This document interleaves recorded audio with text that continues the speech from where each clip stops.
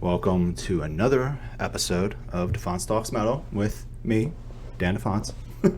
I have Brad from everything. BangerTV, True. Decibel Magazine, Exclaim. He does marketing manager for Brand of Sacrifice. Yes, sir. Right? I was going to say marketing something else, but I was like, no, that can't be it. Marketing guy. He does everything for everyone. It's true. You have your hands in a... Get around. You get around. You Yeah. do. How's it? Is the egg live? It says it's live. Let's go see. Oh, yeah, my friend just joined. Nice. Brad's live on the Instagram, so we can try to get more people from the Instagram over to here. Yeah. So, Brad is God. Yes, it's been confirmed. Look at the beard. People that look like Jesus, which is, I guess, the popular image of Jesus, because Jesus was actually a brown person and not a white guy like myself. But, Yeah, well. History has whitewashed that, and Yes. I look like the popular image of Jesus Christ. The metal version. Exactly. The death metal version. What's going on, everyone? Anyway, so I guess we could really start, because I think, when did we start talking? Like 2 years ago? Yeah, Probably. something like that. It was probably Sounds something. about right. Would it maybe probably had to do with Unique Leader? It was before like Brand of Sacrifice, but like I think it was just like Unique Leader. We met through Bryce, actually, Lucian. Yeah, that would make sense. That's I remember I knew who you were Yeah. because Bryce had mentioned something about his, when he was out on Devastation, he was like, "Oh yeah, like the guy who books this tour, Yeah. and I don't remember how we actually ended up talking, but that was the first I'd heard of you. And then, I had ingested Say at My House and stuff, so it's like I've just been like right. orbiting around you, and then eventually we actually met. So And then yeah, I know. And it took off from there. oh yeah. Yeah, I remember Bryce just being like, "Yo, this dude Brad, he's the guy. He's the guy. You got to hit up Brad." I'm like, Certainly okay. a guy. I'm a guy. You're a guy. So how did you first start getting into like the music world? I guess we can start from like where was like your entry point? Like into getting into music, or like let's working say in music? Working in music. All right. So I was originally going to school for business. Yeah. And I dropped out after 4 days. Oh wow.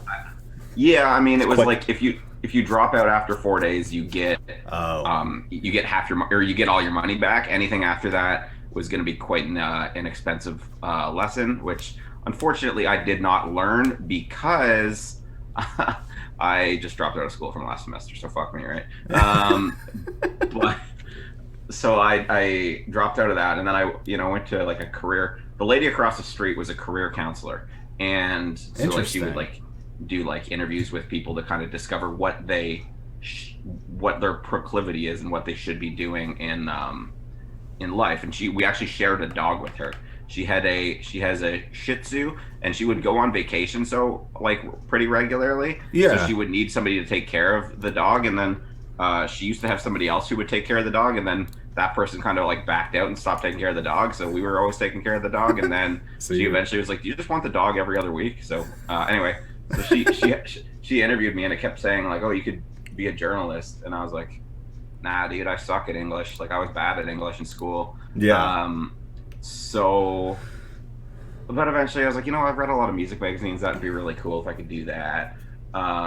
And I just, I did it, and it was hard because I didn't have a natural inclination towards English or writing. Yeah. I think I just didn't like English class because I thought Shakespeare was a twat. Yeah. And like they're always trying to find symbolism in things that there isn't symbolism. Like they'd be like, "Oh, this Pokemon banner that is behind Brad is because he has an inner child trying to explore itself." And I'm like, "No, it's because I like fucking Pokemon, you dipshit." Like, it's literally as simple as that. Yeah.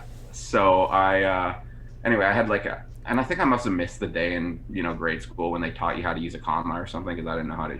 My Oh, grammar dude, was I was shit. bad. My grammar was shit too. It can be Yeah. sometimes, and I'm like, wait, I think that's wrong. Yeah. Yeah. Yeah. No, it took me a writer's craft class where my teacher, she fucking like let me write. I don't know how I didn't get like at least like sent to like a counselor because like I just like wrote all my stories about fucking killing people and shit because like I listened to a lot of like fucking death metal and shit. So I was always like, oh, you have to write a story? Okay. It's gonna be about killing people. Oh, I have to write a poem? Okay, it's gonna be about killing people. So I did that, and that was kind of what got me better at writing. Got me better. I can't speak, but I can write apparently. And Yeah. so then I went to school for college, or I went to college for journalism, and then in my okay. second year, I had to do a careers in journalism class, which is like getting ready for the workforce and whatever. Oh yeah. And I was supposed to interview this woman who interviewed bands for the local like TV channel.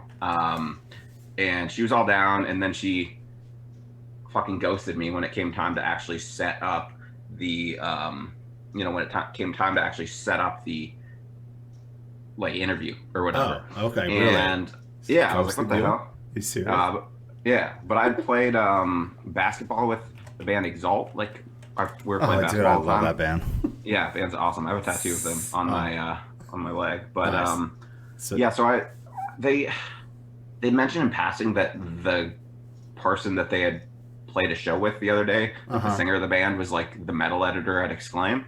Oh, okay. They weren't saying that because I was in school for journalism. It was just like, oh, that was weird. Yeah. Or like cool. And then so I just cold called him and asked if I could interview him. And at the end of it, I asked him if I could send him some of my shit. Yeah. And didn't think he'd ask me to write for him. I was hoping to maybe get a few pointers, on how to get better. And he asked me to write for him, which is wow. In retrospect is pretty it's pretty cool that he did because he's always been incredibly nice to me, but I've heard from some people that he can be a bit prickly. Mm-hmm. So I was quite surprised that he agreed to that interview with me. And it was probably because, Exalt was so good that he saw that they were going places because they were going places and they should be bigger. They should. They do the new metalcore thing better than the only band who touches them is like Vane. Them and Vane are the best with that, for sure. With like I mean, Loathe is cool too, but like Loathe is I feel like I'm different. They're a little bit different though. yeah. So I don't know. I mean, just as far as like, all the other bands and like Code Orange and stuff, I just think Exalt was first, and they were the best. Yeah. Oh yeah. So what year was that when you got started there with Exclaim? Started writing probably I want to say late 2011. Late 2011. So I guess it's 10 years, yeah. Almost, right? Dude, that's wild. So Exclaim was like your first?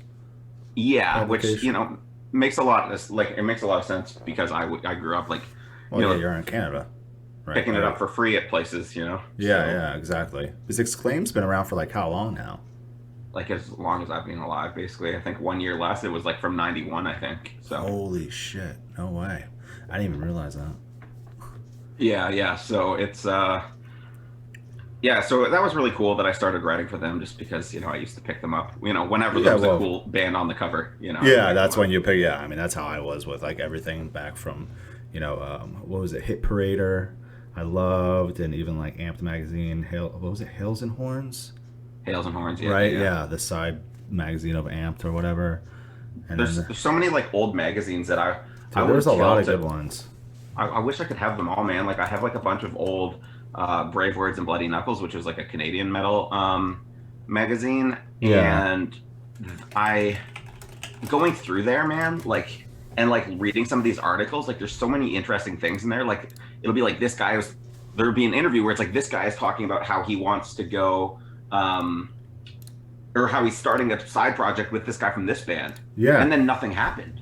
I want to find all these things and then call these guys up and be like, yo, what happened? And then they can like, just like drop an old demo or something cool. Like there's so many, like, there's like so much in there, like history that's just gone. Yeah, there's a ton, man.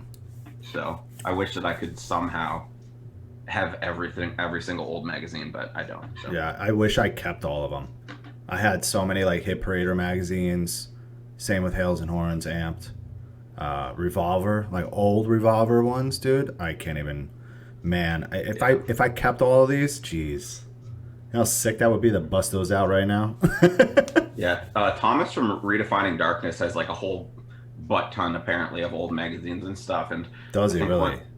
When the world opens up, I might roll down there. I think he's in like Cleveland and just read his magazines. Yeah, can I just come over to like hang out, but mostly just check out this entire magazine collection that you have, please? Thank you. See what kind of cool stuff we can find there, or whatever, you know. So. Please. So what band, like, were there any band? Did you ever like tour bands? I know before we got on this call, you mentioned like Pacific, but like you toured with like Pacific a good amount. Yeah. So the first time I ever toured, I toured with Northlane. I actually saw Chris from the Ghost Inside in the chat earlier. He was on that tour with Texas in July. It was Structures, Texas in July, Northlane, and then Intervals opened. And what a lineup! Yeah, it was pretty crazy. I got that tour because Mitch, who was tour managing and doing sound for Northlane on that tour, because he had toured with Counterparts when Northlane came over to Canada for the first time, so they knew him. And then he just posted on Facebook like, hey, anybody want to come drive a band on tour? And that was it. I just messaged him and I was like, yeah, I can drive. He's like, have you ever driven a band van before? I said, I drove Counterparts van for 4 hours once. He's like, all right, cool, you're in. And that was it. You got this. I remember I had to get my driver's license. I mean, I had my G2, but I wanted to have my full G, like, just done.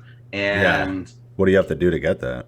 Like a driving course? Another road test. Oh, okay. And so not bad. All right.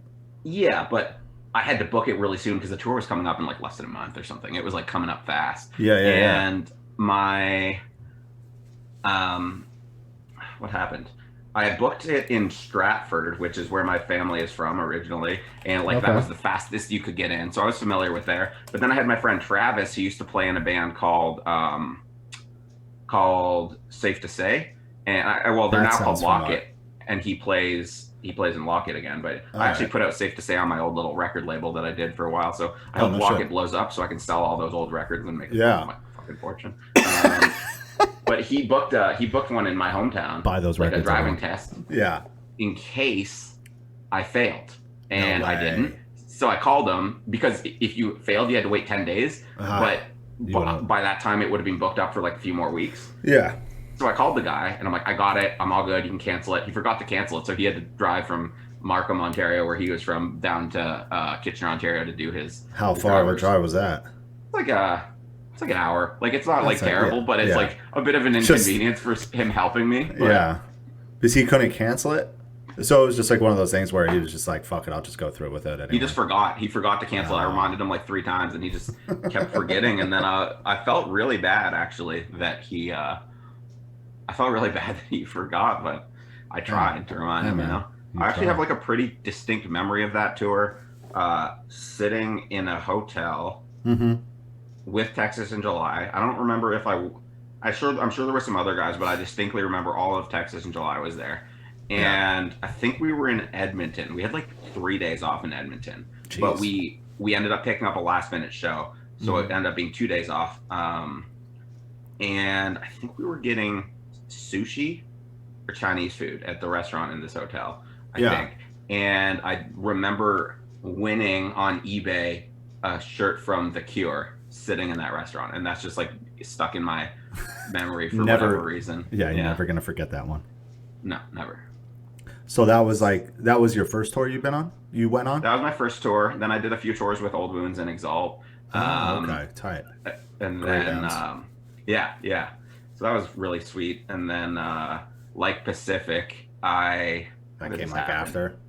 Yeah, so they were always acquaintances of mine, but I never like knew them. Like we knew each other from shows, but we didn't hang out or really talk all that often. But there was something of a mutual respect, and they were about to get signed to Pure Noise, and Chris told me, he was like, hey, I got something to tell you, don't tell anybody. We're getting signed to Pure Noise. I was like, oh shit, like right on. That's sick. And then fuck yeah. a few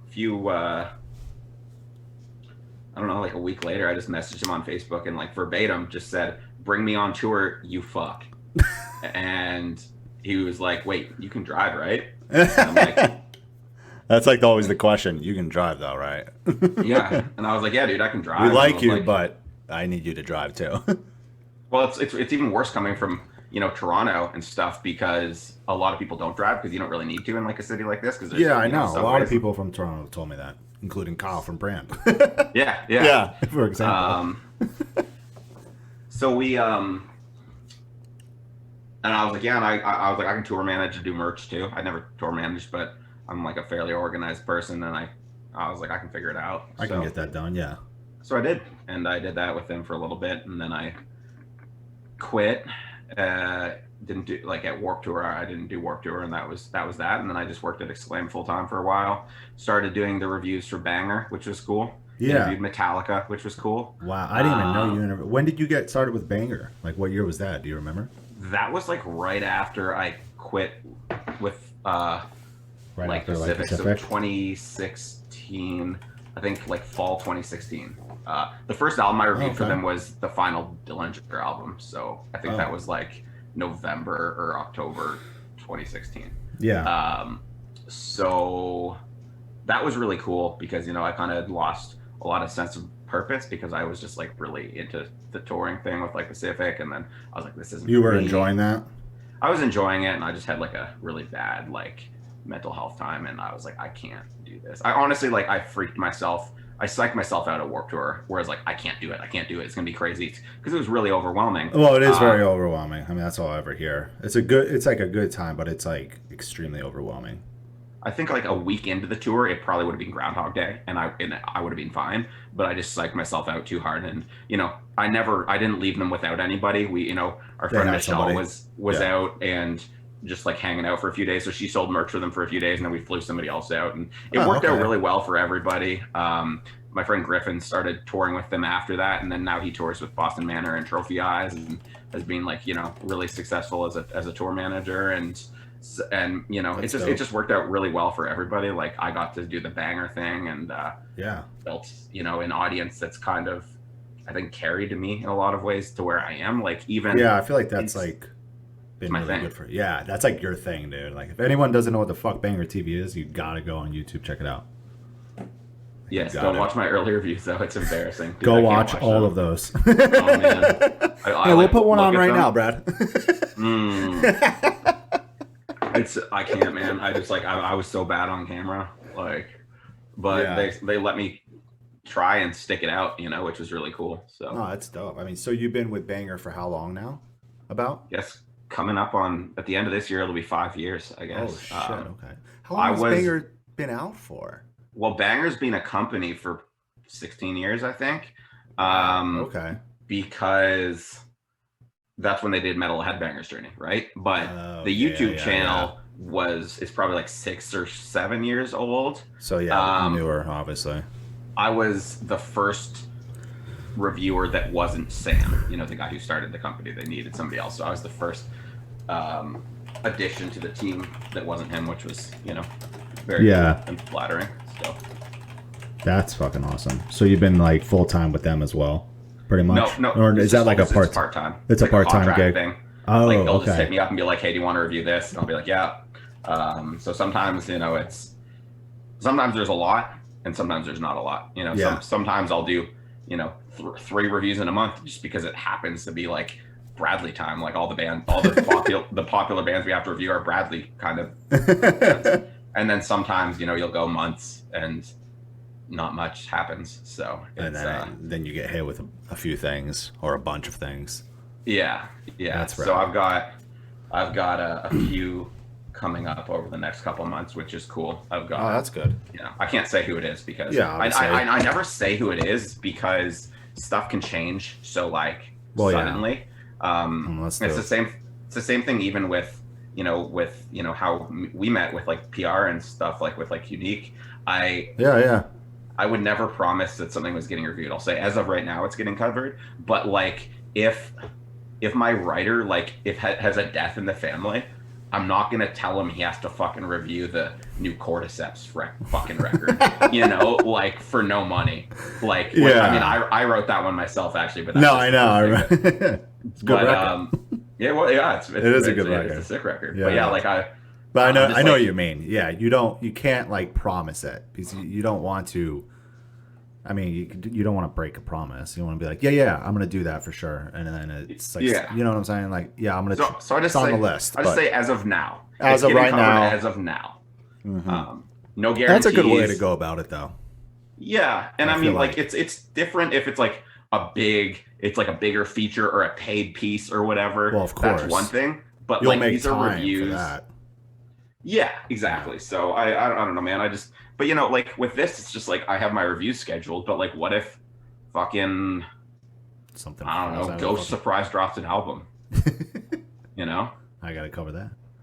Yeah, well, not me, because I would say I hate this, but no, I respect the band. It's just it's not really my style. It's not really my thing either. Showmen and incredibly good at what they do, obviously. But we had a question in the chat. Hey Brad, who is better, Peter or Miles? I'm just gonna ask this question for you. See, I don't know who these people are, but I'm gonna ask it. It's Spider-Man. It's Spider-Man. It's Spider-Man. I mean, like Miles is awesome. You know, like Into the Spider-Verse is like the sickest movie ever. But like, I just have an attachment to Peter from growing up with, you know, Peter Parker. So I think it's pretty hard to. It's pretty hard to shake that, you know. So it's like, you know, I'll probably be loyal to a fault until I die about it, even though there are, you know, character flaws. But you know, this guy says Ghost is Scooby-Doo music. I honestly, that's the first time I've ever heard someone say that, so that's really fucking funny. I need to give it another shot because I haven't listened to them in forever. I think I do too, because like every time I've ever listened to them, it's just like, oh, here's a new Ghost song. So like I'll listen to that song and nothing else, and I'm like, yeah, okay, yeah, I get what they're doing, but I'm like, it doesn't like make me like I got to go listen to this record right now. Let me pull it up. It's just not me. I don't know, right? I don't know, man. Like, I appreciate the showmanship and whatnot. Oh yeah, the show they put on is fucking great. What's the guy's name? Tobias. Yeah, Tobias. Tobias. Yeah. Definitely a genius. I mean, he that band. You know, I remember hearing about it from like pretty much the start, and it just like taken off from there. Yeah. So, were you in any bands when you were younger, or was when I was like 17 or 18? You know, I never went anywhere beyond local. Yeah. But honestly, it's a shame because like I think if I had, it just always felt like okay. So I'm a brat because I'm really book smart. I'm really intelligent at school. School has always come easy to me. So when anything was ever too difficult, I would just quit. I was like, fuck this. I don't need this shit. Yeah. And that's kind of what happened with guitar. Yeah. And I wish that because that, but also a combination of, you know, like you kind of get indoctrinated with the belief, like the only way you're going to succeed in life is business or fucking science. Like those are the only ways you're going to get a career. You know, like that's what they fucking feed you in high school. That's literally what they feed you. It's bullshit, you know? Literally. So I don't know, man. I think that if I had spent a little bit less time stressing about my grades and a little bit more time playing guitar, like it just like being in a successful band felt like so impossible. Like they felt like bands felt larger than life. I didn't know anybody in like a successful band. Yeah. So it's like, but like knowing what I know now, like I think that I could be in a relatively successful band. I mean, obviously that depends on the quality of the songwriting and a heap of luck. But as far as like being in a band that at least got to tour here and there, I think I could have made that happen with, you know, what I've learned about this if I had done it. So, you know, regrets. Maybe I'll do it someday, but probably not. You know. So you play guitar? Do you play guitar at all anymore? Or not? I have a guitar and I fuck around with it, but I'm not a guitar player. That's how I am. That's bullshit. I was never considered a different life ruiner back in 2018. Do you know who that is in chat? Yeah, it's my roommate. Dude, I played in Life Ruiner for 2 weeks. 2009. I booked a tour for Life Ruiner, and nice. The manager at the time hit me up and he was like, "Hey, the guitarist quit. I know you play guitar. Do you want to fill in for these 2 weeks?" And I was like, "Sure, that's funny, right?" Yeah. Because that was the thing back then about with Life Ruiner. It was just like honestly a joke for at least me and my friends and people I knew that like looked at that band, you know. But anyway, so like I was like, "Sure, I'll do it." And then he hit me up probably like a week after that, if that, and was like, "Hey, the drummer quit. Do you know a drummer?" And I was like, "Yeah, my friend Brendan." And I asked my friend Brendan, I'm like, "Yo, you want to play drums for Life Ruiner?" And he was like, "Yeah, sure. That's fucking great. That's awesome. Let's do it." And I was like, "All right, cool." And then he hit me up. He's like, "Hey, the bassist quit. Do you know anybody?" And I'm like, "Oh, yeah, I do. Brendan's brother, Matt." I was like, "He plays guitar, but he can play bass. He can play both." So I was like, "Matt, you want to do this?" He's like, "Yeah, of course. This is fucking funny." And then the vocalist quits. I forget his name. Johnny? No, it wasn't Johnny. This is after Johnny, dude. Oh. This is after Johnny. I forget his name. He was like a short guy. Chris? I don't know. Anyway, it's going to take... I can't think that far back on names. So anyway, I was like, "Oh, yeah, I'll hit up my friend AJ from the band The Storm from Pennsylvania." Because he's actually straight edge. None of us are. And he'd probably want to do it. And AJ was like, "Yeah, I'll fucking do it." So we went on this tour for probably 2.5, almost 2.5 weeks. And it honestly went great. And then there was a crew in Pittsburgh that didn't like AJ, and we didn't end up playing that show. I remember being behind the merch table of this band Through the Fire, their merch table, and the guy comes up, these like big dudes come up to me and are like, "Hey, you know where AJ is?" And they're really like being nice, and I'm like, "No." He's like, "You know where like those Life Ruiner guys are?" And I'm like, "I have no idea." So they walk away, and I call AJ. I'm like, "Hey, yo, do you know who these guys are?" And AJ's like down the street at like a McDonald's, and he's like, "Oh fuck." He's like, "Do they look like this or that, you know?" And I'm like, "Yeah." He's like, "We gotta get the fuck out of here." I'm like, "Oh shit. Are you kidding me?" It's like second day of tour. Damn. So that's rough. It was an interesting time. But anyway, we don't have to keep going on about that bullshit. That's funny. Yeah, I at one point my Twitter name was the only straight edge person in Toronto who's never played in Life Ruiner or some shit. I love that. Is, half true. Half true. I'm sure there are others, but oh yeah, there definitely are others. Not many. So what was like the first piece you wrote for Exclaim? Oh, dude, do you even remember? Some bad review. I think it was this band Falstaff, and they were like a metal. They're like a metal band. Maybe I'm thinking of Falsifier. Falstaff, yeah. You said? Yeah. Okay. So it's alt metal kind of band, but they had a fucking, what was it? They had like they played a weird instrument. They had like a fucking trombone or some shit in there, and it was like not good. But like I just being here, let me see if I can find it. I just being on like I just started writing for them like for a while, but I hadn't actually published anything. And that was like something that was sent to Exclaim. Oh yeah, so yeah, right. Trombone. Yeah, I don't know, man. What kind of music was it? Was it like ska? New metal with a trombone. New metal with a fucking trombone. Yeah. I don't know, man. It was weird. So I think it just like they had asked me to come on and write, and it'd been a while, and nothing had come through. And there were some other bands that, that I almost wrote about, but I was like, no, I think that band's bad. So that's a bad band. I'm not. Yeah. So when it comes to those things, like when you get like, I guess probably was like more early on where you got a lot of things presented to you that you probably didn't like. Yeah. Right. I mean, like it was just like, especially for like a first review, they didn't want me to just like say that this is garbage, like my first time writing for them. So they didn't want you to be that guy right away. Yeah, not yet. So, but yeah, I mean, when you get something that you don't like, you have to And it's one thing if you just say no from the get-go because you just have no interest in a band.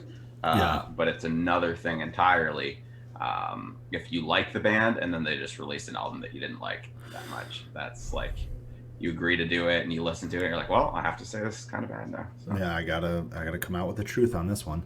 yeah, because that's all you have. Once you start pulling punches, then That's when you it. say something's good, it doesn't matter anymore. No, exactly. How did you get hooked up with Decibel Magazine? Like, what was like the first thing you did for Decibel? Or like how long ago? Like a premiere that I did for them. Oh, okay. I don't remember how that. I think I just knew that. I think I pitched like some kind of Something feature to them, and then Albert was like, "Hey, we can't do that yet, but do you want to do like a premiere for something?" And I was like, "Sure." So I did that. Here, let me see what the first thing that I premiered was. That wasn't that long ago, was it? No, October 17th, 2019. Yeah. Okay. So a little over a year ago. Yeah. What was it? Was it for Brand or something else? Oh no, Denner's Inferno, which is Merciful Fate and King Diamond guitar player. His new band. It's like super like not my thing at all, but I'm sure it's cool for some people. Yeah. And then the next week I like it's not bad. It's like the same category as Ghost. It's like good for them, but it's not for me. It's not what I usually listen to. Exactly. Yeah. And Chthonic Deity is the next one I wrote, which is like Blood Incantation members and Ascended Dead and Skull X. So that was cool because I kind of after that, and some weeks it's exactly my style and some weeks it's a little bit less my style, but it's always at least fine. It's like the worst thing I've ever heard. Yeah, it's like okay, I can do. I kind of okay like to actually quite good. Yeah. Let's see. LJ asked, "Are there any new bands you've been digging lately?" Honestly, I only listen to Brand of Sacrifice. Like, I'm not kidding. I only listen to Brand of Sacrifice and Elf Sulfur. That's Elf Sulfur. Just those two bands. Just the bands I work for. No, what have I been? Or what have you been listening to lately besides them? Is there anything on that you've discovered and you're like, lot of like this is good? Okay. So I definitely. I listened to Sea of Treachery earlier because I saw the guy from Sea of Treachery. Oh, Alex. Yeah. I saw that band when I was much younger. Same. And people were just yelling at them to fucking play their Paramore cover. That's it. And I was like, damn. Did they play it? Did they play that live? They sure did, yeah. Wow. I didn't even know they played that shit live. So what do we got? I like my Alex from Counterparts got me to listen to that Teenage Wristband. That's just cool. It's like just like a rock band. Not really listen to very much rock, so it's cool to have another band in that realm. Yeah. That I can jam out to. Teenage Wrist, you said? Yeah. I listened to Bad Omens a bunch recently because I did a cover you did that story piece, right? For Alt Press, and that band's cool, man. I don't know why. It's just like I think I was probably just too into death metal when I first heard about them, and I just like didn't really give it an honest wrote them chance. off. Yeah, and it's like really cool. I listen to just like a lot of brutal death metal, honestly. No, I know that's where we've talked about in the past. Just like unique leader and stuff is like my shit. I went through a time, I want to say, like, I don't know, maybe 6 months ago, like in the middle of, this world that we're living in. Where I just got burnt out on music. And like, I don't think I listened to a single note of music for about a month, which is pretty scary when that's your entire passion, but also your entire like livelihood. So that's why I went back to school, because I was like, I don't know if this is sustainable. And the first shit that I got excited about after that was like brutal death metal, like from no music to like that stuff that people consider not music at all, just medium right away. So I'm really into that more than I. That's a Tomb Mold hat too. Is that Tomb Mold or is that? No, this is Outer Heaven. Outer Heaven, yeah. Yeah, they're fucking dope. Yeah. So good band. So a lot of brutal death metal. What else?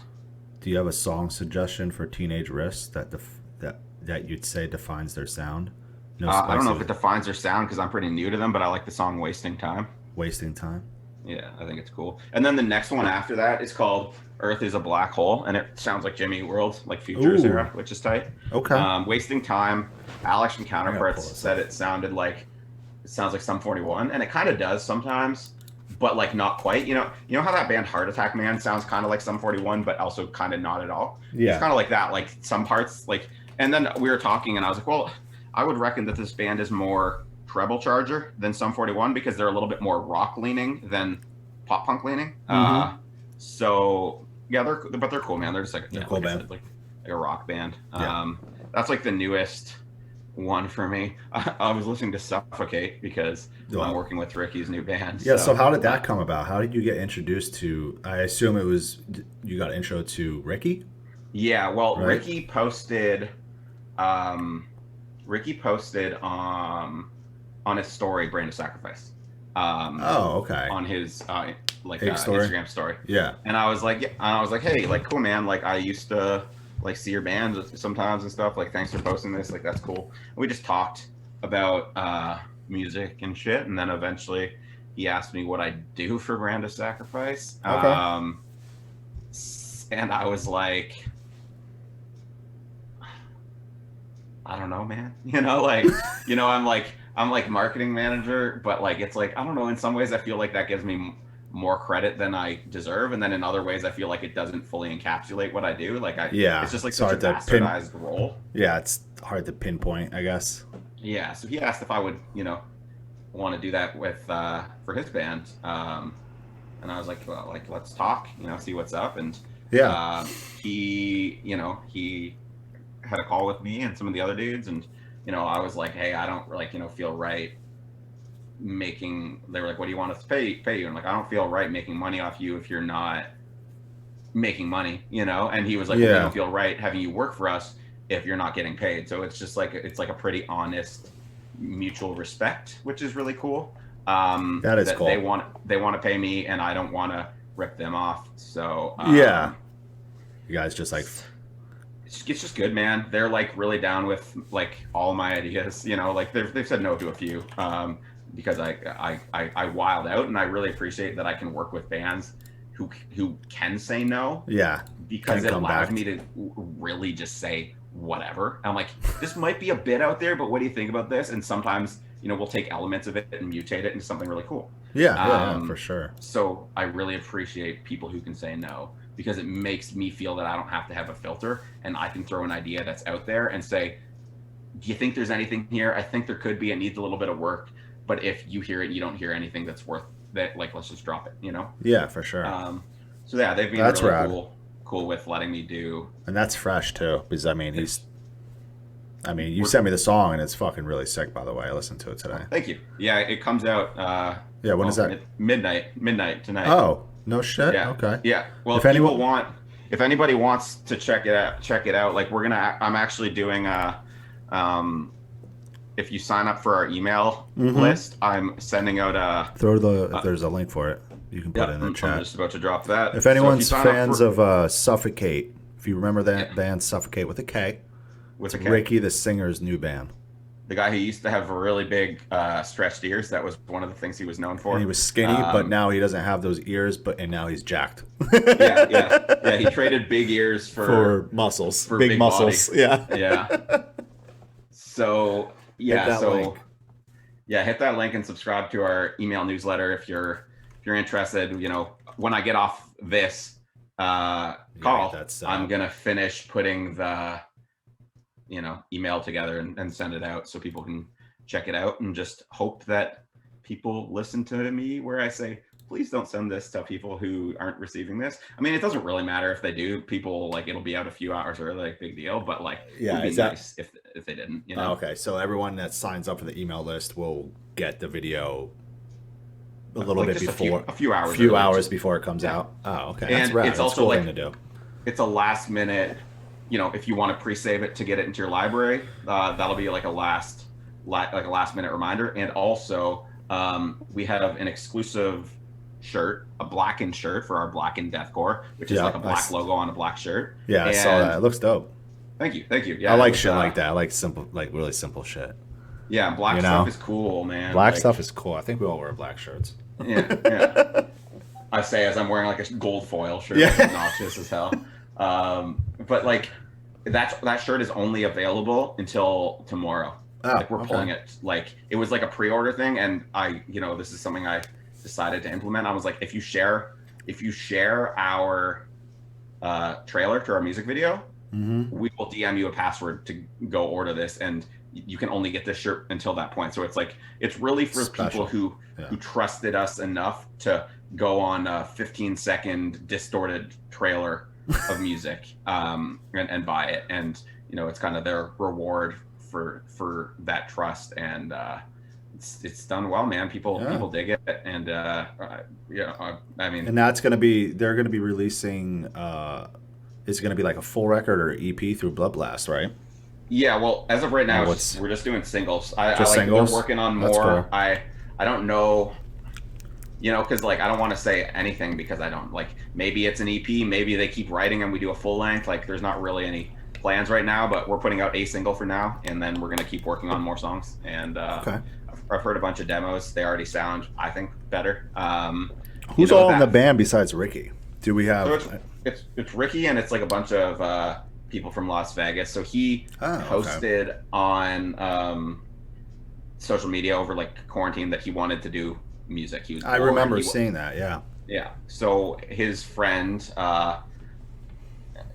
introduced him to Chase, who's the guitar player, and asked if he would want to jam, and he did. And then thank you, Casey. Yeah, Casey. Casey's in the Brand of Sacrifice Discord thing, which I forget to go on, and then I go in once a week, and I'm like, oh shit, I forgot I had Discord. Yeah, so he got hooked up with Chase. Yeah, he got hooked up with Chase, and then Chase kind of pulled the rest of the band together. Fuck. A couple of them play in a band called Allura, which is like a little bit more like nu metal-y kind of bouncy. I feel like I've heard of that name. Okay, so what this No Spicy guy says, I was told he was putting Suffocate back together. Did that end up falling out, or was a rumor posting about him wanting to write music? Somebody said at one point Suffocate was coming back, but I think it was the original vocalist. Yeah, it was the guy from Oakland. It was. And I don't know what the hell happened from there. Yeah, I don't know. I remember info. They were told that they had to make a new social media, so it was like Suffocate 2020 or whatever. And then I don't know what happened after that. Does All Sulfur have music out currently? No, it comes out in a few hours. Midnight. If you sign up for our email list here, you'll get the video a little bit early. Sign up. Hit the link. We were trying real hard to hit the 6666 Instagram followers before the single dropped, just because they're all anti-religion and stuff. And unfortunately, we didn't hit that. We were gonna do a really cool giveaway if we did. Maybe we'll still do it whenever we hit it, but hopefully that happens sooner than later. Yeah, that'd be nice. Yeah. It is on Spotify UK. Oh yeah, probably. Is yeah, that Spotify, would make sense. Yeah. Yeah, we've been They're getting in the future from Russia and Australia, listening to it and like tagging us and shit. Damn, but that's sick. We're not fucking.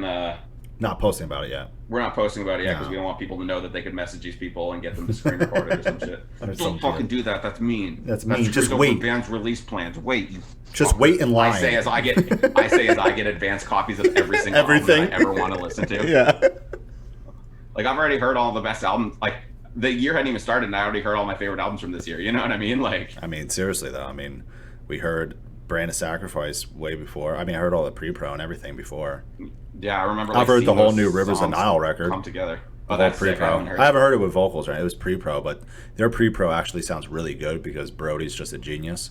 Hell yeah. So he makes it sound like really good. But I'm probably gonna hear the new record shortly because I'm pretty sure it's close to being done, being mixed.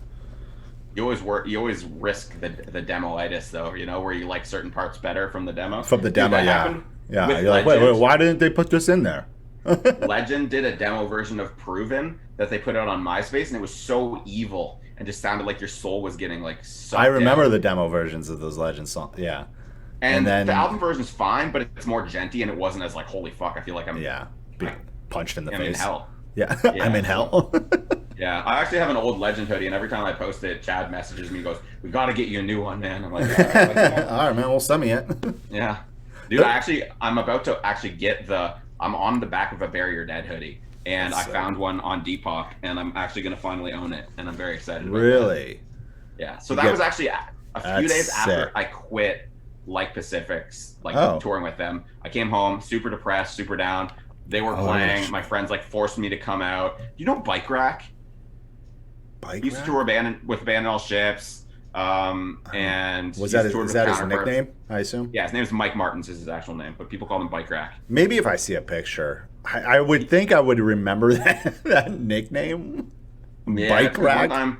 One time he was bent over and his ass crack was hanging out, and somebody said, "Yo, you could park a bike in that thing." So, so anyway, Bike Rack used to be straight edge, and that was the first time I saw him drunk, and he fucking threw me into the pit real drunk. Oh, and geez. I don't pit at all, but I was in there and I was like, all right. And I got up the front, I was yelling into the mic and a picture got taken and it got on the back of a hoodie. So that's sick. Oh yeah. I've told them multiple times they should fucking print it and like tell me, and like I will promote it, and they will sell a lot of hoodies because I am on it. Yeah. Because people like message me all the time and like, we want Brad merch, and I'm like, I don't have a big enough ego to put my fucking face on a shirt, you know? Yeah, like a lot of people are like, yo, dude, DeFonce versus trap shirts, like shit like that. Or even before that, DeFonce shirts, and I'm like, nah, you know what I'm going to do? I'm going to put my dog on a fucking shirt, and you're going to buy it. Yeah, and I'm going to do like a company that's like metal goods. I haven't started it yet. I've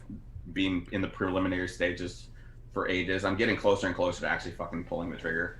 But I'm gonna do that. But yeah, like as far as me on a shirt, I don't know. Yeah, it's kind of weird, right? I don't even want my name on a shirt. The only way I could fucking see there's tattoos with my name. That's enough.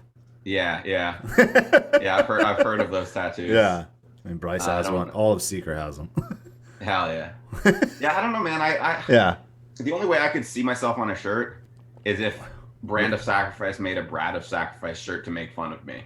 Okay. See, that would be funny. I would never or suggest it to happen, but like if they just did it, you would be like, all right. I could like if you want to do that, that's okay. Yeah, I'm not paying for it. Yeah, I would never do it. I would never, you know. There we go. Rosie Brad merch. There it is. Yeah, me and the dog that I've never met. Yeah, someday when they meet and I can get a cute picture of them together. Hell yeah. I'll print it on a fucking shirt. Hell yeah. Dude, I actually I type Brad of Sacrifice all the time now because the N key on my keyboard broke on my laptop. So every time I try to type Brand of Sacrifice, it just says Brad of Sacrifice. Oh, Frank from The World We Knew says, yes, hi. Suck me. Oh, fuck Did you buy the Bury Your Dead hoodie from him? No. That fool's over here deep-popping it up. Yeah. Verified Depop seller. Yeah. Like, literally. Yeah, it's insane. He's like, he keeps climbing the ranks as like... Yeah, he's like, well, I can't tour and sell merch, so I'm going to sell merch from my house. Yeah. And you're all going to buy it. Yeah. and I'm gonna make a living off of it. Insane. Like, I don't know, man. I gotta ask him how that happens, because not a question, but my lovely friend Kirsten says, hi Brad, she met you in New York on the Shadow Intent tour. Hell yeah. Oh, that's what's Yellow. I forgot you went on that tour. I forgot you went on that. I was sneakily on that tour. You sneaked on it? Yeah. What did you do? Were you just like hanging out? Did you do merch for Brand, or were you just driving? Okay. I was driving and helping, mostly driving. Kyle, and helping sell merch a bit. We'll let Kyle know about Brad of Sacrifice. So how did you come across meeting Brand of Sacrifice? So I did Doors. I mean, I always kind of like knew them. Who they were. Yeah, or the guys in the band, right? So Mitch, who brought me on that Northland tour, he used to play in Kyle's old band, Centuries Apart. Okay. And then my friend from high school played in the band with Mitch at one point as well. So we were all kind of orbiting each other. And then Kyle, I did doors for a show for the After Image. Oh, okay. Not they didn't hire me, like the venue hired me, and so I like kind of met them, and it was like, oh, cool. Like we just kind of, we had each other on Facebook after that or something, and that was kind of that. And then when Brand was coming out, I was like, oh, like kind of seeing it around. I'm like, that sounds kind of interesting. And then I decided I wanted to write a story about them. My original plan was to write a story about them and try to get like an anime publication. Oh yeah, I remember when that was all going down. So Bryce was telling me about it. Dylan and Kyle came over, and I interviewed Kyle and Dylan a little bit, but Dylan was kind of like, he was like in a weird thing where it's like he's live for the band, but he wasn't actually in the band. So it was he was a live member. It did. I didn't end up writing him into it just because it would have been too much to explain, like, you know, like whatever. So I called Leo a bit and interviewed him a few questions just about the music that Kyle, you know, didn't have answers for. Okay. And we kind of just stayed in touch. I pitched around to a bunch of anime publications. Nobody wanted it. Which is a bummer. Yeah. Idiots, but hey. No. I really hope that crossover does happen more. Yeah, I hope it can. But because I think there are a lot of like nerds and like video game nerds and like anime nerds and stuff who like metal a lot, but anime or video games or whatever are their main thing. Yeah. So they don't keep up with the new bands. But if you show them a new band, they'll be into it. So if there's a band, put both of them together, it's like, oh, that could be their favorite band now. Exactly. So so that didn't happen, and then eventually I was writing for Kerrang, and I just asked my editor, I'm like, I've had this piece written for like fucking 6 months. Yeah, it was a minute. You had that. I remember it was just kind of sitting there. So you were trying hard to get like some kind of anime publication. Yeah, so Kerrang just published it. I think the deal we agreed upon was like publish it for free, and if it hits a certain amount of views, then they pay me some money. Yeah. And it didn't. And I just didn't care at that point because you were just like, dude, just get this thing out. Let's put it out. Let's do it. And then I was actually in the video for the Branded that we premiered it on that article as well. Yeah, so that you tied it in.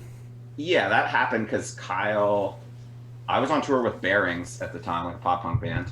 Yeah. And the night before that video shoot was the Toronto show. So we were at my house, and Kyle messaged me. And I wasn't working with the guys or anything at this point. We were just friends, and we would talk fairly regularly. Yeah. And he messaged me and was like, yo, like the fucking actors that were going to be in our video, like bailed. Like, and I later asked him, I was like, yo,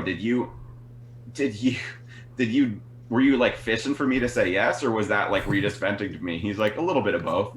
And so I just like, the next show was in Hamilton, which is about 45 minutes away. Yeah. And so my friend, Dustin, Bearings had stayed at my house. I left with Dustin. We went and filmed the music video. Bearings went to the show in Hamilton. Then Dustin, after the video shoot, drove me to the Hamilton show. And I had makeup on that I got my ass beat, like blood and bruises on me and stuff. And the makeup artist was about to take it off. I'm like, no, leave it on.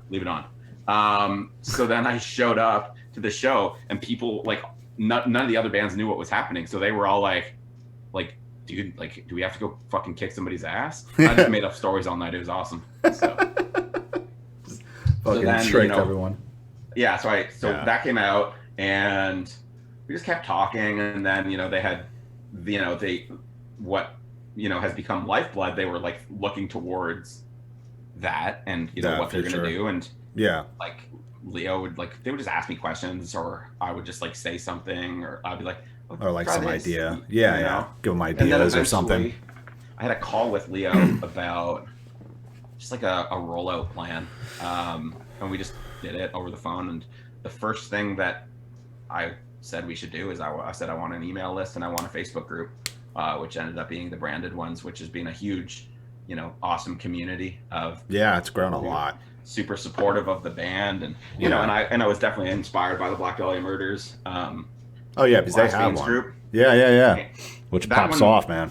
It was started by fans, though. That one wasn't started by the band. Ours was actually started by the band. The band pushes it. And, they're involved. Yeah. but yeah, they they're in didn't it, start right? it. Yeah. But if you look at Facebook likes to fan page memberships, we're actually a higher percentage than Dahlia, which is really cool. That's fucking wild, dude. Not that it's a competition, like, because No, I love Dahlia. Actually, Trevor. But I feel like Dahlia's fan base is older, so yeah.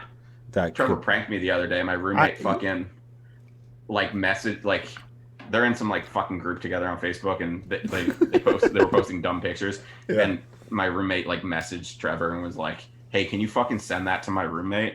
And he was like, "I don't have his number," and so my roommate gave it to him, and he was just sending me fucking Sonic the Hedgehog fucking porn. And like weird, sexy, and naked pictures. And I was like, and have you ever talked to Trevor before this? Oh yeah, I know Trevor. Oh, like, we follow each other and we talk and stuff. Yeah, but at one point I was supposed to interview them for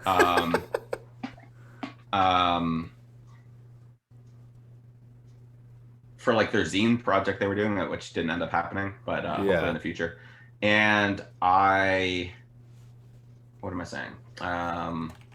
Wait, how you met Trevor? So yeah, we just talk here and there, but I was really confused because I looked up the area code and it was a Michigan area code, and like my roommate, I was like, who do I fucking know from Michigan? I was like, well, no. I was like Black Dahlia, but I was like, I like legit. I was like, they don't have my number unless Kareem gave it to them, but like, yeah, maybe Kareem did.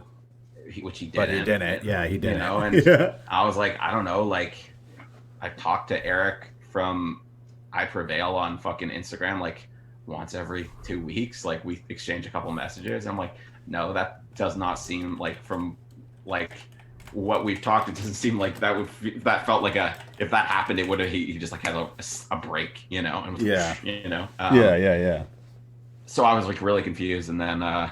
Eventually, you know, they posted the thing on Instagram. I was like, oh, you fuckers. And like Trevor said, he was like, I hadn't laughed in a long time, like that hard in a long time. So that was cool that he had a good time. And he was like, he told me that that I was a good sport about it. And I was like, I honestly wasn't mad about the pictures. Like they were funny as fuck. Yeah. I was just like annoyed that I couldn't figure out who it was, and they weren't telling me. Yeah, you were trying to figure it out. That would have annoyed me. I would have been like, fuck, who is this? I have to know Aiden this Plays Drums just followed. Aiden and I met at. Who's Aiden? He's he's toured with bands. He was at the time touring with Taking Back Sunday, and I asked. Oh shit! Okay. He looks like a lot, or did look a lot at the time. I think he's grown his beard out more since, but at the time he kind of looked like one of the dudes who played in that Handguns band. And I remember Handguns. Yeah. I was like, pop punk band playing Handguns, and he was like, no. No, but I've heard that before or whatever. So we just started talking, and there he is. Now here we are, and now he's laughing in your chat. What's up? God damn it! Hi, Aiden. Nice to meet you. Thanks for the follow up. I ended up meeting Taking Back Sunday when they played Danfonce at my work, and so I brought them, you know, their fucking rider backstage and whatever, and we talked a bit, and then they asked me if I was coming the next day, and I was like, no. Because I didn't have a way in, and they guest listed me, and it's a big family now. So that's fucking adorable. Casey Eric did very well on his feature. It's awesome. Somebody asked a question up above. Let's see. Do you pick up clients at all? I don't know if that is referring to marketing or whatever. Alec is actually in a really good band. Oh hell yeah! Do you like stuff like? I don't know all your music tastes, so do you like bands like Misery Signals and Counterparts? Like, is that shit you dig? Right? Yeah, I like some of that stuff, yeah. I'll show you the record later. Hell yeah. It's really good. But yeah, do you pick up clients? Yeah. It depends, right? Or I'm not like actively looking per se. I have some other bands who I'm tentatively gonna be working with. You know, it's not confirmed yet, so I can't say anything. Can't talk about it. So I'm cautious to pick people up. I get that. Because I want to make sure that I can like keep up with my workload. I get that as well. I'm the same. I don't want to pick up a bunch of bands and then like all of a sudden like 5 artists fall behind.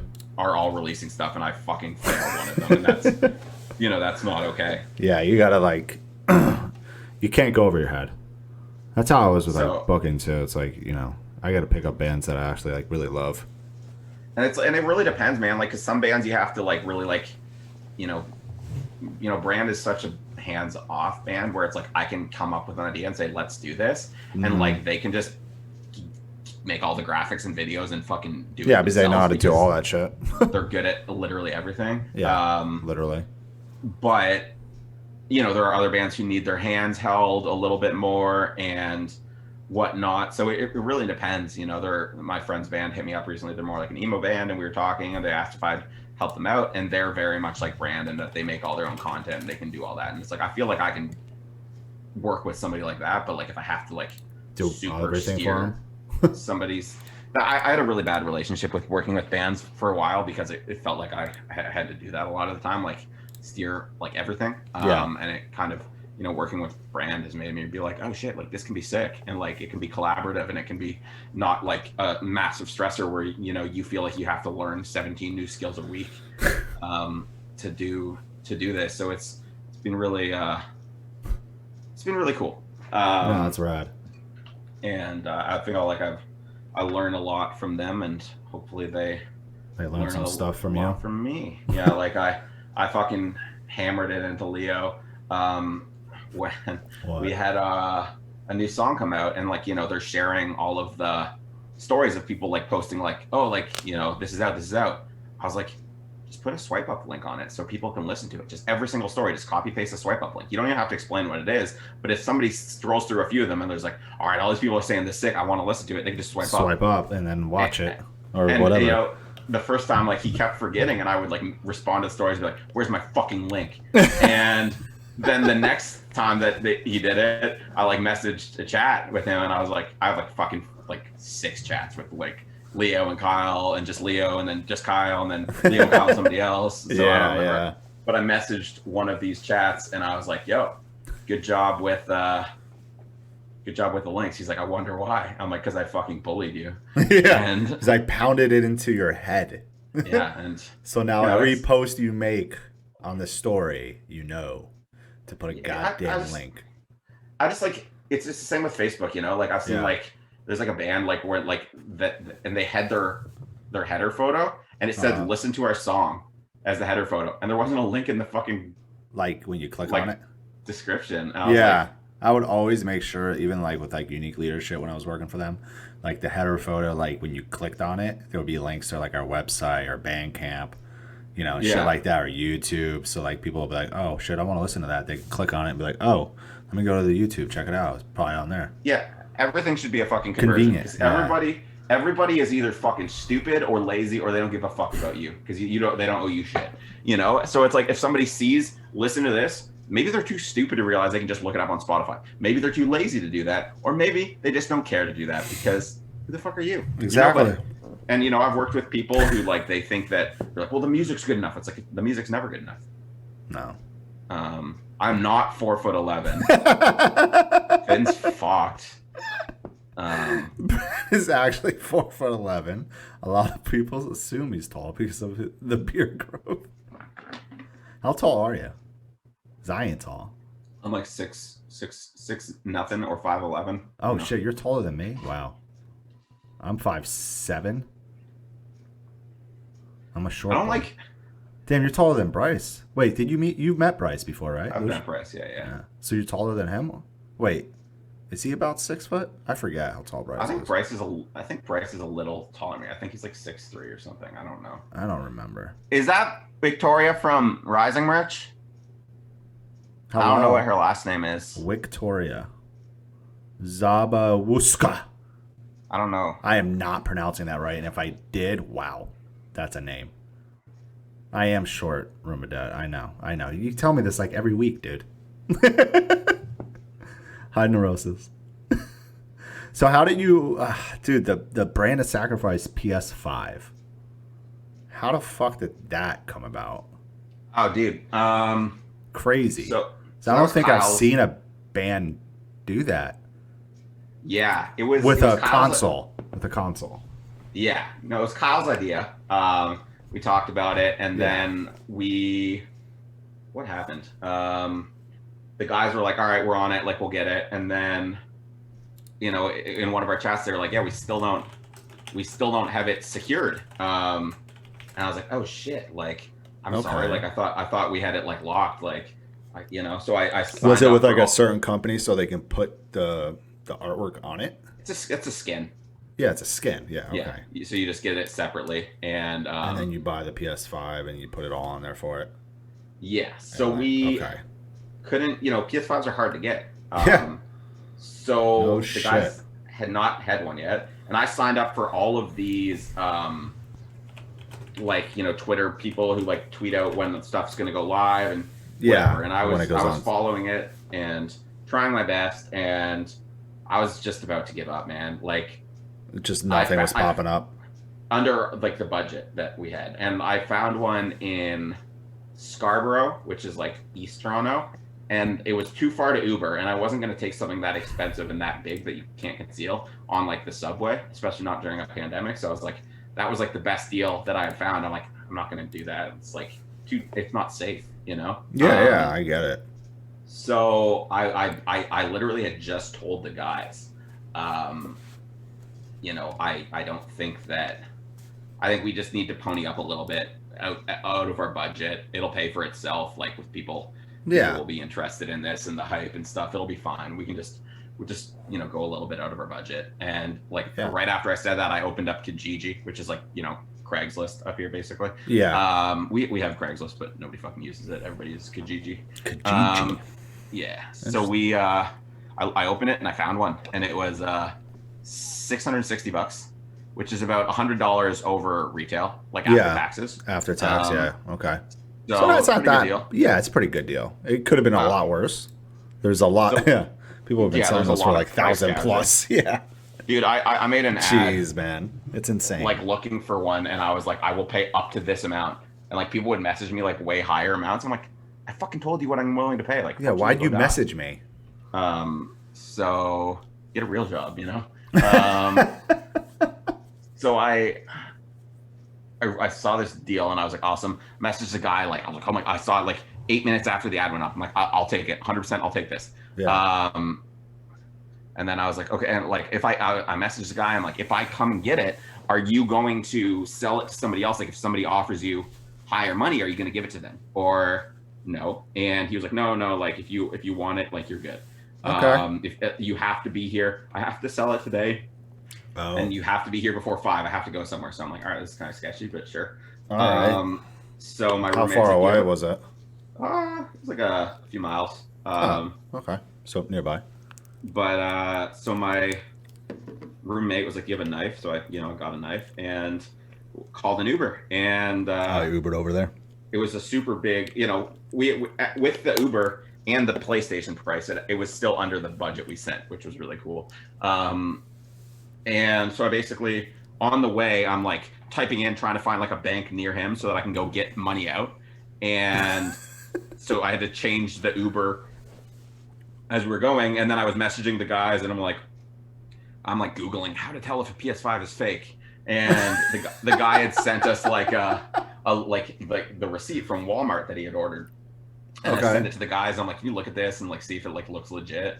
And all the links worked and it seemed pretty legit. The formatting was a bit off, but I was like, it's probably because he deleted his information. You know, the part where it says like, if you like, these are the last 4 digits of your credit card. I was like, he probably just deleted that, which is fair. Which is fair. Yeah, I get it. So it seemed like legit, and showed up, and it was at a fucking Chinese church. Okay. I don't know what the difference is between a Chinese church and a normal church. I don't know if it's just for a specific community of maybe. It was, I don't know, Christians. I don't fucking know. But we don't pay attention. I just remember and there was 2 right beside each other. 2 Chinese churches, I think, right beside each other. All right. I'm like, this is a weird place. Did the Uber wait there with you? No, he left. Oh, okay. So I was chilling there, and I was like messaging the guy, and he wasn't responding, and I was like, okay, like sick, like.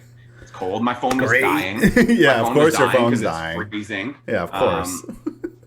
And because I hadn't been planning to go, so I didn't charge my phone. It was like let's go now. We got to go get this now, right? Yeah. And so eventually, this guy walks over from like an apartment building across the street, and I'm thinking like, okay, like on one hand, it makes sense that he doesn't want a random person to have his address. On the other hand, it could be an indicator that it's sketchy because he doesn't want them to have his address because he did something wrong. You know, it could be perfectly like logical, but it also could be an indicator that something's wrong. And then he gets there, and we're talking. He's like, "You want to like check it out to make sure it's legit or whatever." Yeah. And I'm like, on one hand, that's a good thing to do. On the other hand, he could be doing some reverse psychology and making me think that it's fine because he's asking that. I'm like, I trust the guy. Like he wouldn't say that if it was wrong. So I opened it. I looked at it. It felt real, like hefty. The email seemed all right. The guys and I were just like, why was he selling it? Did he say why? He just was like a fucking flipper. He would just buy it and sell it for a quick buck. That's why I put my ad up and I'm like, I'm willing to pay this much. And people would message, be like, bro, they're going for this much. I'm like, no, they're not. You have them up there.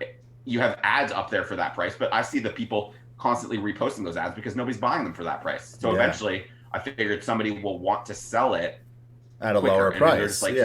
Like whatever, like get rid of it. I don't want it. Profit, but I'm done. Yeah, I made a little bit off of it and be done with it.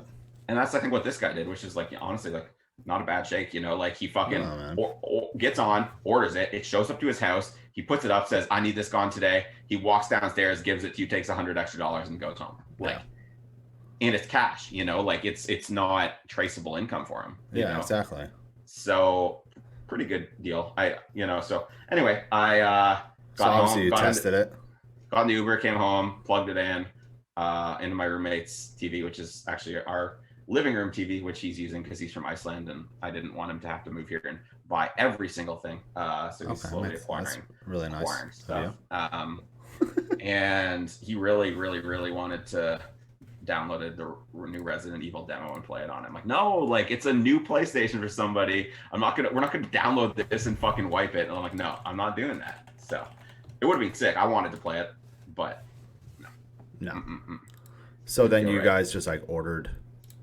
They ordered the skin to my house, and I had to figure that out. Oh, dude, it was so stressful because I would be like, I'm not doing this. Someone else needs to do it for me because if I fucking fuck this up. The controller, like, there's so many curves to it. Ryan is sick. Very good band from Iceland. Shrine, yeah, I saw them. I saw them at. Did you see him with Ulcerate? Yeah. Yeah, same. Yes. I saw him in Dallas with Ulcerate. I saw such a good show. I think me and Bryce went. I think Bryce was with me. Oh yeah. It's a good time. I feel like I had to go somewhere. I feel like it was like a day before I left for a tour or something because I remember. I don't remember though. I don't know. Either way, cool band. Yes. So how was it putting all that shit on it? The rap. Oh, it was stressful, dude. It took me like a couple hours to get it perfect. Like, because I was like just going so like, and then like I said, like the controller was weird, and it was like if I put it like this part is showing a little bit more, but this part's not perfect, and my fucking Instagram live just turned off. My phone just died. It's okay. Oh well, we got pretty good. We got like an hour and a half out of it. Yeah. So eventually, like I kind of got it to, and I was sending pictures to the guys. Yeah. I'm like, does this look good? Like this, and they're just like, move that up a little bit. So I, would do that, and just like adjust it. So it was like easy to adjust. Yeah. For the most part, peel it off and reapply it. Okay. I'm sure there's a limit to how long you can. How many times you can do that? Like how many times you can do it, but also how long it's been there. Like I feel like it probably sets. If it's been on there for a while and you're playing with it with like your warm hands and all that stuff, like it kind of whatever. Like it's cool when I see somebody like fucking follow here and I know who they are, like She Carnage. Like it's cool when I see like people are like and Aiden and whatever. Like it's cool when I see these people that came from my Instagram live thing, which is now dead. Rest in peace, my phone. Fucking phone. How was that? How was that Shadow of Intent tour? Sick, man. It was sick. Yeah. You don't remember the time I fucking tagged you on like Danfonce tries to fucking kill us all tour because we were driving through blizzards all the Oh time. yeah. I mean, dude, that's Yeah. why Angel Maker didn't do the tour. Angel Maker was supposed to be on it. Pussies. They got the offer and they're like, no, we want to. They're like, we have to make this clear. We want Dude, there's to like fucking do 20 that. dudes in that band. Like, I know. They could all drive for fucking 5 minutes and get to the venue. I had to do all the driving on that fucking tour. Yeah, Angel Maker was, they got the offer before In Fury. Angel Maker was like, we don't want to tour in the winter. We don't want to do it. We want to tour with those bands, but wrong time.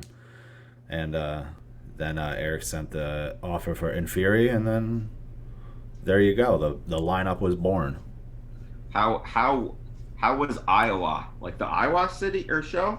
That I fucking had to sleep in the van. We had to back into the venue was a sheet of ice, and we had to back the trailer in because it was fucked. Damn. It was the so weather, ice deep. It's fucking January. Apparently Can you believe it was a year ago? Yeah, crazy. All right. Apparently, like the merch rep was Joey Jordison's sister. What? Yeah, and the venue was like What? it was like Joey Jordan. it was a barbecue restaurant. It was like a Texas fucking kind of like thing. It reminded me of like a Texas kind of Yeah. and felt like you're in Texas. I think Wildwood. I posted like Sounds like it would be a Texas name venue. Wildwood. I posted Wildwood on my in Dallas, story, Texas. like in a venue that feels like Texas, in a weather that feels like the Arctic, in Iowa or something. I was like, whatever, like this is weird. But they had catering that was pretty fucking sick. They had like a bean burger that I ate or some shit. Oh, and okay. then, Yeah, hell yeah. I met my friend Desiree there, who I've been friends with on the internet for like 5 years, and she lives in Iowa. And, That's fucking dope. So now you met in real life. Yeah, that was sweet. That was like really cool. That was like probably the coolest part of that day for sure. Because we've been friends for quite a long time, and her roommate came out too, and now we're friends on the internet, and he's a cool guy too. So that's fucking rad, dude. Yeah. Yeah, that's this weather right now is fucking wild, man. That's why I was like, when you hit me up, was it like last night, right? You're like being stoked for this and shit, and I was like, yeah, I hope I have power. Yeah, because like wild. Literally the apartment like right out this window, the building across like right there has no water. Oh, weird. Pipes burst. Apparently these people, a lot of the apartments over there, that building didn't have like their heat on really. And when it gets this cold here, which is not often, as everyone knows, it's fucking Texas. You gotta have your fucking heat on for one, but also not really like go above like 70 or like 72 or whatever. But you gotta like make the faucets drip a little bit, drip water, so the water keeps running in a sense, through the pipes. Yeah. So they don't fucking burst and break and shit like that. But yeah, there's like two apartments literally right there, top and bottom, that had to vacate, get out of there. Crazy. Because they got fucking flooded. That's wild. Sucks, man. It's crazy right now. Luckily, we have power still. My friend Rafe from the band Insurgents, who lives in Austin, does not, and he hasn't had power in 36 hours and counting. My friend Larry, who lives like right down the street, from downtown, hasn't had power in like 40 hours. He's been staying with a friend. The state is not. Texas has its own like grid, like electrical grid. So it's like, it's not built for this type of weather. Yeah, it's fucking wild, man. Let's just put it that way. This is wild. Shot. Probably gonna move out of this state in the next few years. Hell yeah. Because if it's getting all this fucking snow now, I can't even imagine how it's gonna be in the coming years. Yeah, no kidding. Fucking. I don't know. Yeah, we do need to invest in. They need to invest in salt because there's no salt, there's no plows, there's no nothing. I mean, you're just like stuck. Put it that way. Yeah. My dog loves it. Rosie absolutely enjoys it. My lady friend is in San Antonio, and she works at a hospital, and she's had to stay overnight at the hospital for the past 2 nights because it's not safe to go home. My girlfriend was supposed to work Friday, Saturday, right? I think it was like Friday, Saturday, Sunday or some shit.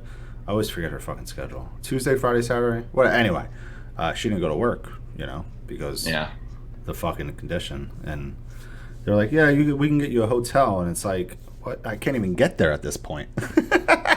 Yeah. No kidding. I'm going to fucking drive out of the parking spot and fucking slide because there's ice everywhere, dude. Yeah. I don't even know if we sell ice scrapers. Like, I'm from New York, okay?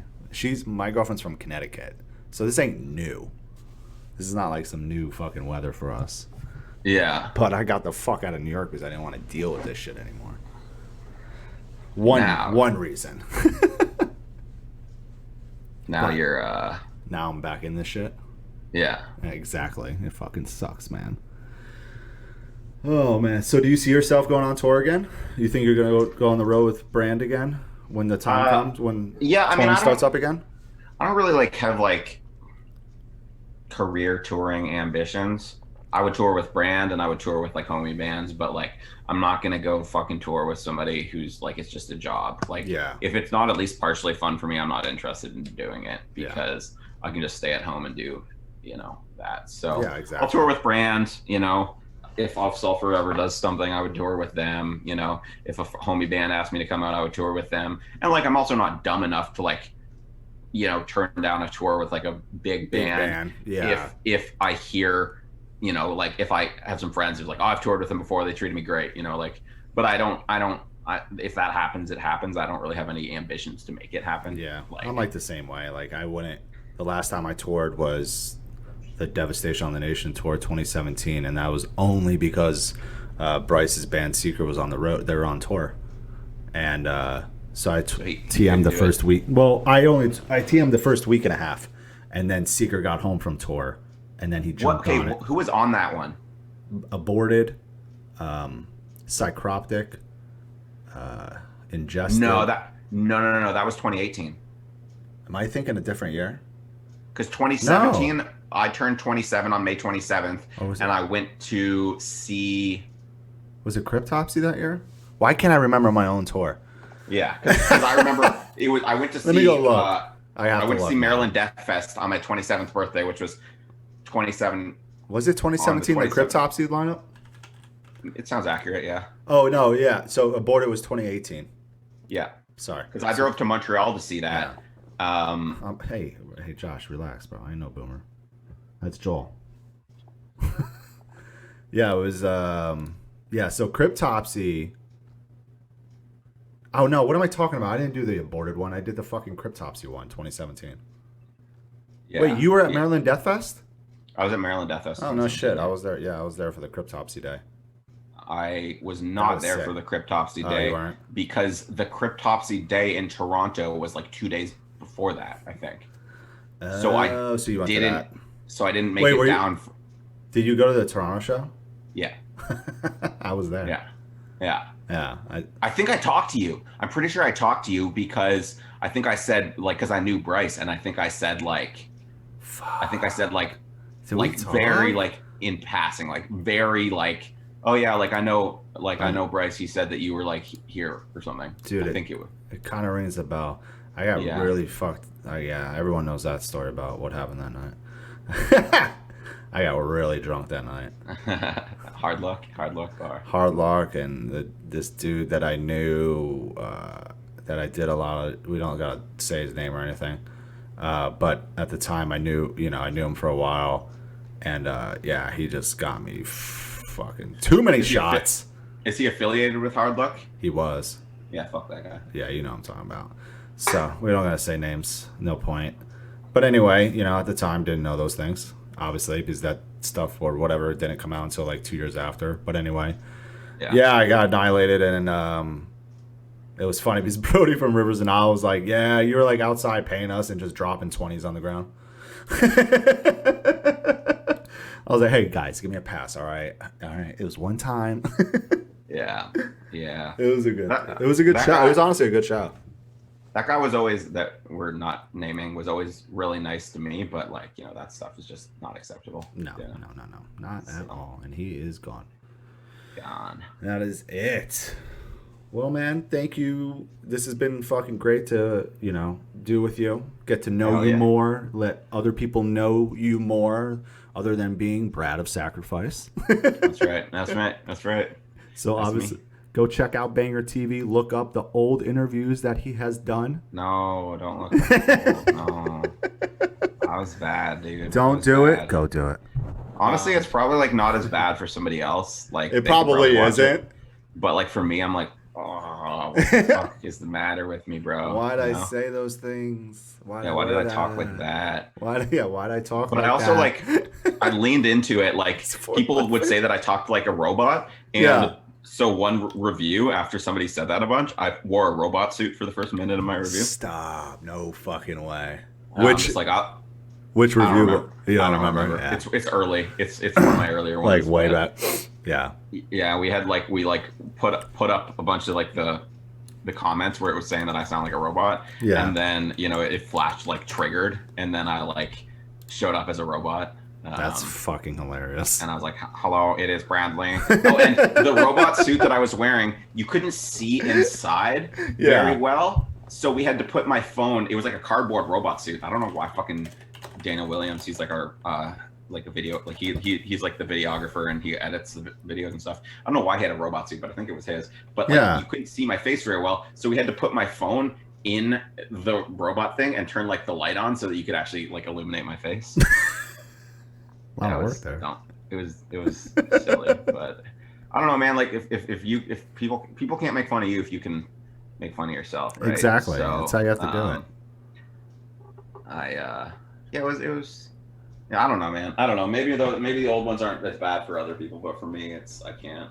Well, I know. I'm gonna go back on like my older episodes and be like, what the fuck? Yeah. But then again, this is like my first time doing anything like this, so it's like I'm not gonna hate myself too much, but I'll probably never ever go back and watch these earlier episodes.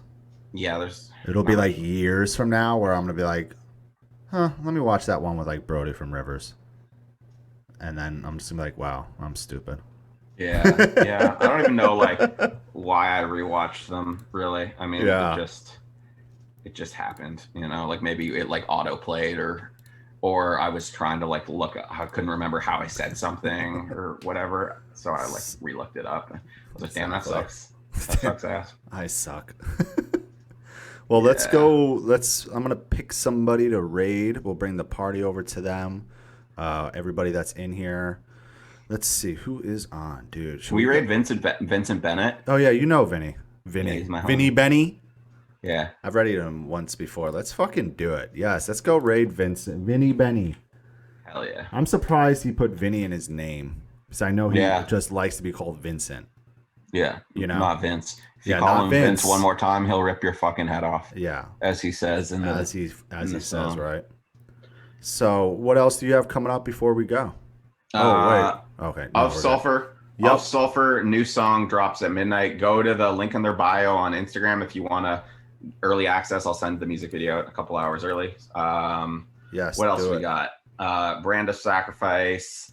When keep following up with them. We have more and more stuff coming that we're working on. It's coming out March 5th. If you pre-order on Indie Merch, you can get entered to win one of a kind PlayStation 5. Okay, so that's still going on.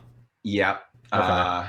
We're announcing it on like a live stream party, like album release party, like the day before it comes out. Okay. That's fucking rad.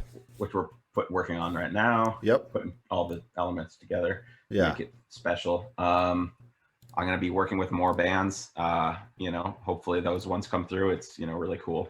That'd be rad, man. Bands have thought of me. I'm gonna keep writing, keep doing banger stuff. I have a podcast that I'm starting.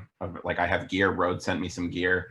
I just need to actually like get in gear and get it going. I just need to figure out what I want to call it and this and that. Cool. I'm starting a brand to sell like metal related goods. Yep. Just follow me on Instagram at Bradseed and you'll see everything. Yeah, everyone go follow him right now. All right, awesome. I don't want to cut you out, but this is about to go raid Vincent from Acacia Strain. Later, everyone. Bye, y'all. Bye. There we go. We just did it. Let me stop this.